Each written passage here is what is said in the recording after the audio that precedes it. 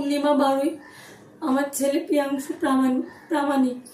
ওর thalassaemia ধরা পড়েছে যখন ও 9 মাস, কিন্তু আগে ওকে 2.5 মাস 3 মাস অন্তর অন্তর ব্লাড দিতে হতো, কিন্তু ওকে এখন 1 মাস 5 দিন আর ওর সময়টা কমে আসছে। ওকে 11 বার ব্লাড দেওয়া হয়ে গেছে এখনো পর্যন্ত।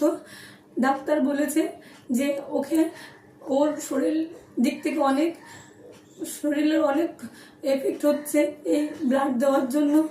ডাক্তার বলেছে ওকে যত তাড়াতাড়ি সম্ভব বোন ম্যারো ট্রান্সফার করানোর জন্য। বোন ম্যারো ট্রান্সফার করতে 50 লাখ টাকা মতন লাগবে, যেটা আমার আর্থিক ক্ষমতা নেই। আপনারা যে যেমন পারবেন সাহায্যের হাত বাড়িয়ে দেবেন, যে যেমন পারবেন সাহায্য করে আমার ছেলেটা সুস্থ স্বাভাবিকভাবে ঘর ফিরিয়ে আনতে, ওকে সুস্থ জীবন দিতে সাহায্য করবেন। এই বোন ম্যারো ট্রান্সফার করি, একটু সবাই সাহায্যের হাত বের করবেন। অনুরোধ করছি, হাত জোড় করে অনুরোধ করছি যে সবাই বাচ্চারা সুস্থ স্বাভাবিক যাতে জীবনযাপন করতে পারে তার জন্য সবাই সাহায্যের হাত বাড়িয়ে দিন। যার যতটুকু সামর্থ্য আছে আমাকে প্লিজ দয়া করে সাহায্যের হাত বাড়িয়ে দিন, যাতে বাচ্চারা সুস্থ স্বাভাবিকভাবে জীবনযাপন করতে পারে এবং পরবর্তী একটা সুস্থ জীবন গড়ে তুলতে পারে। সবাইকে দয়া করে হাত জোড় করে অনুরোধ করছি।